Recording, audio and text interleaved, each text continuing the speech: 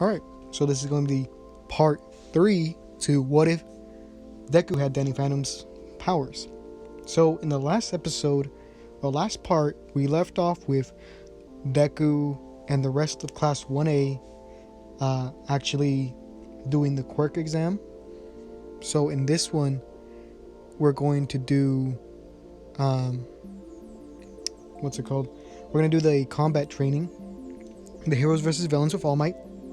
So we cut back, and the students are already in class.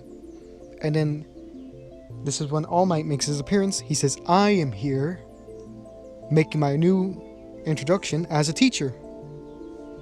He jumps through the doorway as usual, explains that we're gonna do some combat training, and then they go outside to the city training, the place where the abandoned city is, and he explains the rules.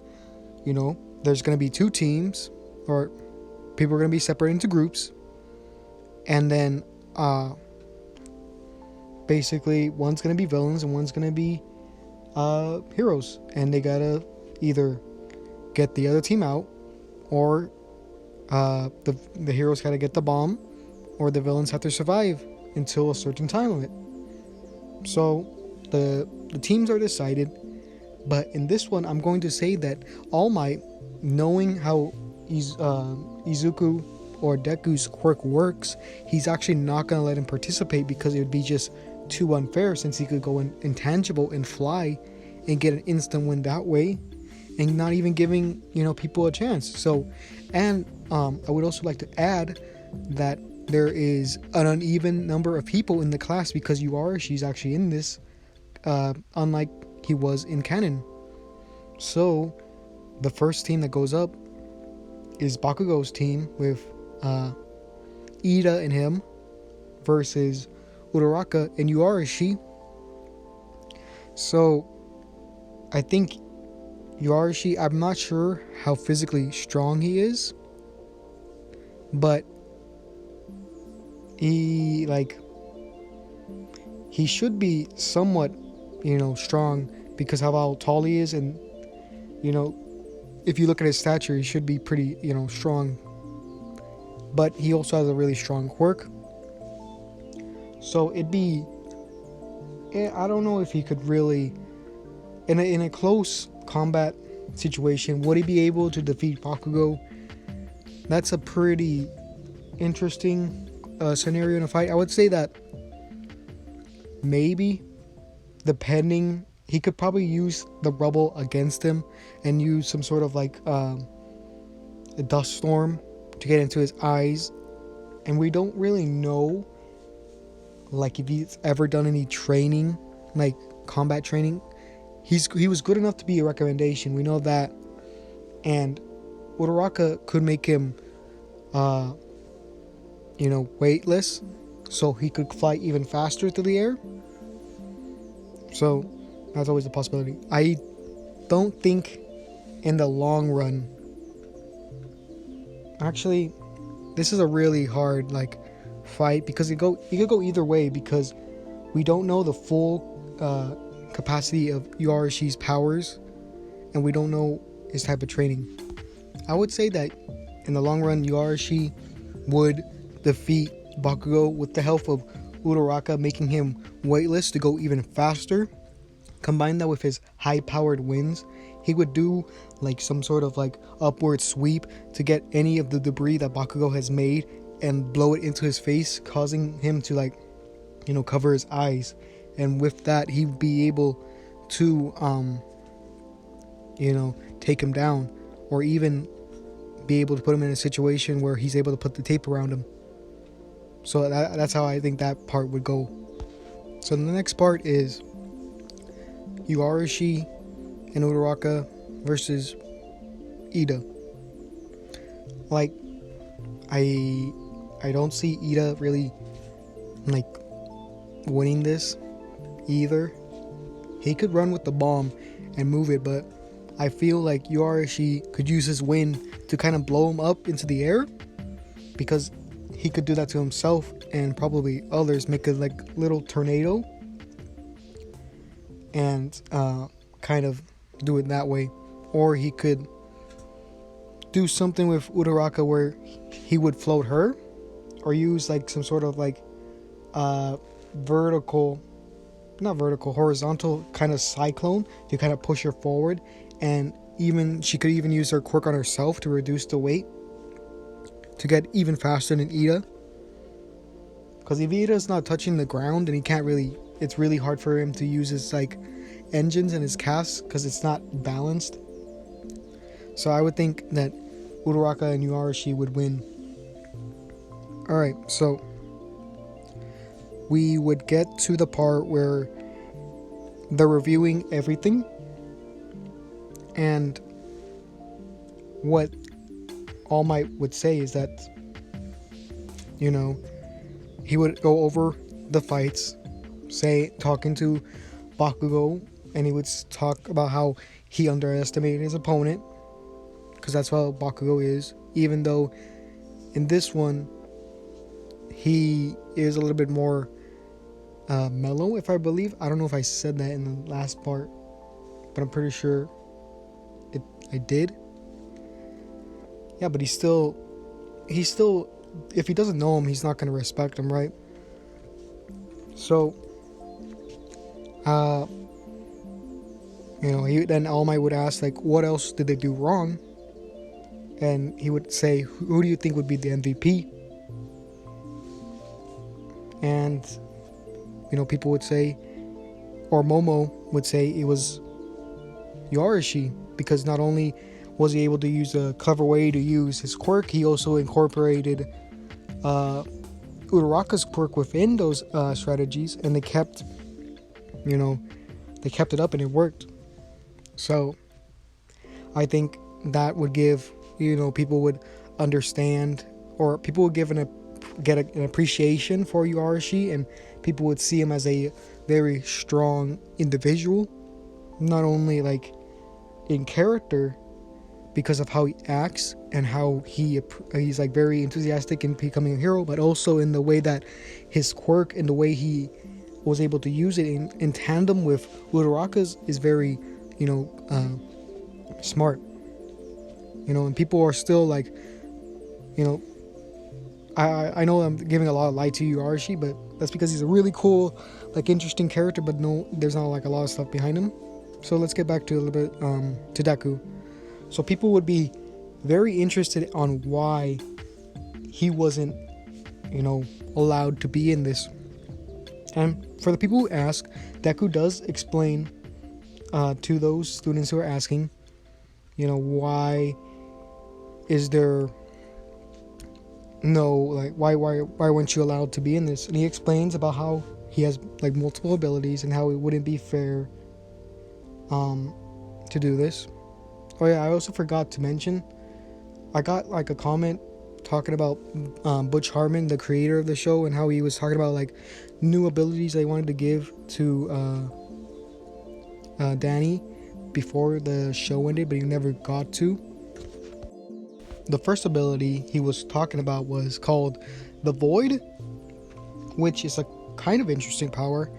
It's basically the way that Danny shoots his like ghost rays that he uses ectoplasm to shoot out.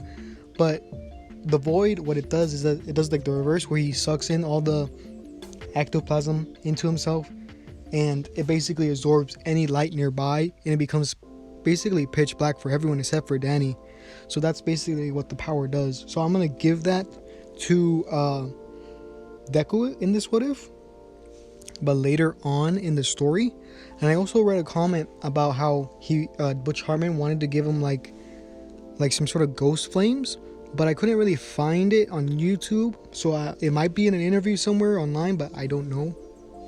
So if you guys find that, if you link it to me, I'll put it into the story if I can. So let's get back into the what if. So we get back and it's time to pick a representative for the classroom. So it goes the same way as the anime, where people are wanting to be the president, not the president, the class representative, because they think it's going to be cool.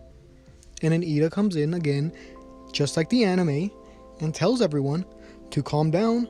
We need to think about this logically, and we need to vote so we could get someone who is reliable and responsible to become the representative. And people just laugh and say, you just want to be picked.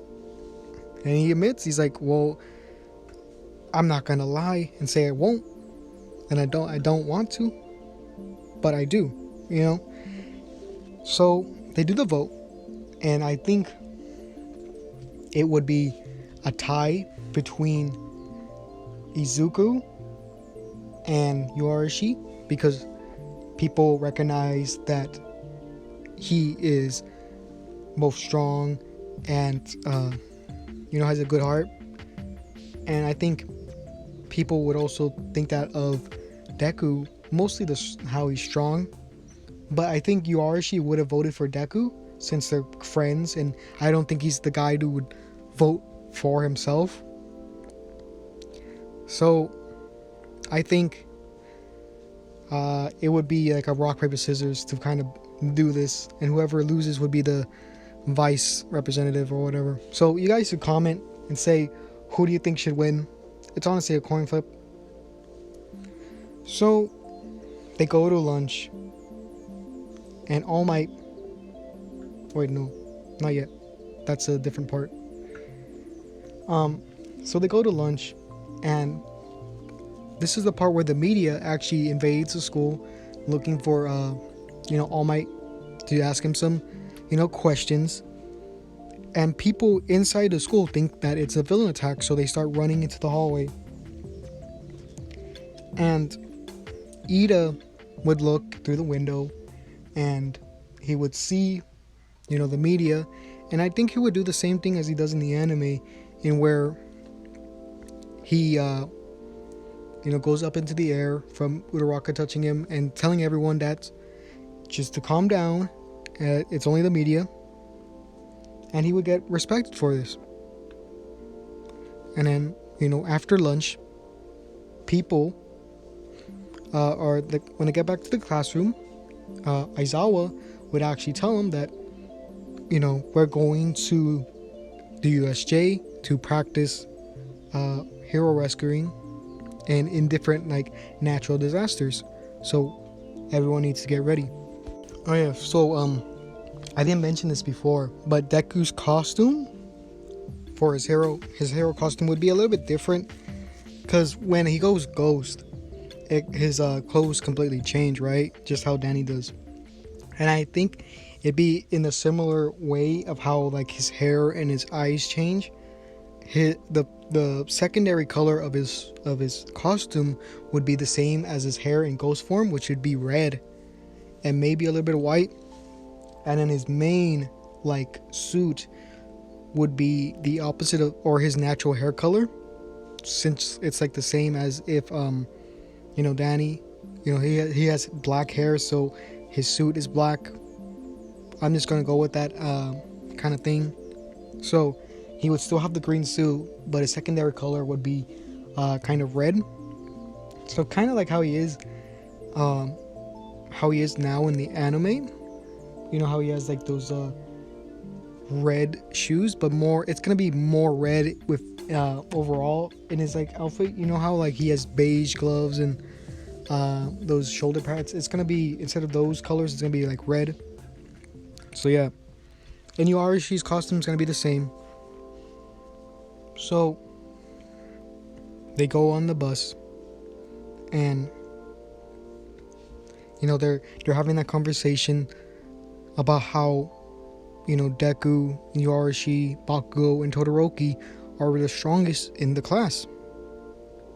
And Deku never really thought of it, but yeah, his quirk is actually kind of strong compared to everyone else's in terms of defense, since intangibility gives you the ultimate defense, especially in My Hero, which if you ever seen Mirio, that's his name, how he's able to go through the floors and basically one shot of all 1A, except for Bakugou since he wasn't there. You could tell how overpowered that quirk could be if used right. So, they're having, she's like talking to Deku, getting really excited to do this, practice and meeting another hero, which would be 13. And when they get there, they meet 13. She does the same speech as she does in the anime, talking about how these powers that you're given could be used to help people, but they could also be used to hurt. And people go silent for a bit, and they take this in. And right when, oh yeah, I also forgot to mention this, but a comment actually suggested this, so I am listening to the comments. Basically, there's an ability that Danny Phantom has, which is kind of useless at this point. It's called a ghost sense, kind of like spider sense, but it only senses other ghosts that are coming. His breath will become like cold and it becomes blue, and he will sense another ghost. Since there's no other ghost in this universe, I had a comment suggested that maybe he could like sense like emotions, like strong emotions. So I'm gonna do that, and that Deku actually like senses like very he senses a lot of killing intent, and that actually sets off his ghost sense. So what he does is like he tells the class like, hey, get everyone huddle up together, and they're like, what? He's like, don't, just come on, do it. So they do it, and he turns everyone invisible and intangible. And that's when the what's it called, the villains actually come through. And this is when Aizawa turns to Deku and asks him like, Midoriya, how'd you know this was going to happen? And he just responds like, I just felt it in my breath. I'm not sure how, but I just felt like something was coming after us. And what the villains say is that, Shigaraki, he's like scratching his neck, and he's like, where are they? Are we early or something? We had information that they were coming today. Like, why aren't they here? Could they have found out? And Shigaraki's like keeps viciously like scratching his neck, and Kurogiri, I think that's how you pronounce his name, basically tells him to calm down, and he says, if they're not here right now, they're probably going to come a little bit later. They might be off schedule a bit, so let's hide for now and get them when they come through. So all of Class 1A is basically hearing this, and Aizawa was like, alright, let's get everyone to a safe location and then call in the pros. And then when they try to use their phones, it doesn't work. So what they do is that Deku actually takes everyone, since they're all holding on to him, it's kind of like a conga line right now, and they basically go through the door. Since they could go intangible, they just go through the door and basically call the heroes that way, since they're out of the USJ. And that's when, a few minutes later, All Might and the rest of the heroes come through, and they open the door, and that's when Shigaraki sees it, and he basically thinks he's failed. And the other villains actually start to lose morale since there's so many pro heroes. So some of them run off, and the ones that don't actually stay to fight. But Shigaraki basically thinks this is a bust. But before he could leave, All Might comes through, crashes down in front of him, and basically tries to punch him, but that's when the Nomu actually blocks it, and this is when we get to the fight with the Nomu. So I'm gonna leave it off at this part and continue the rest for the next part. So tomorrow I'm gonna do the what if Deku had the powers of Majin Buu, and after that, it's going to be part 7 to Prototype, and then the JoJo video. So if you guys like this video, leave a like, subscribe. I would like to give a big thanks to Raine Trunky. I believe that's how you say his name. I've been watching his videos for a bit, and I really like him, and that's how I actually got into this, right? Into these like what if. So recently he gave me a shout out, which I cannot be more grateful for. So I would like to thank him personally in this video. So if he ends up watching this video, know that I really appreciate the shout out, man. So yeah, this is gonna be the end of the video, and yeah.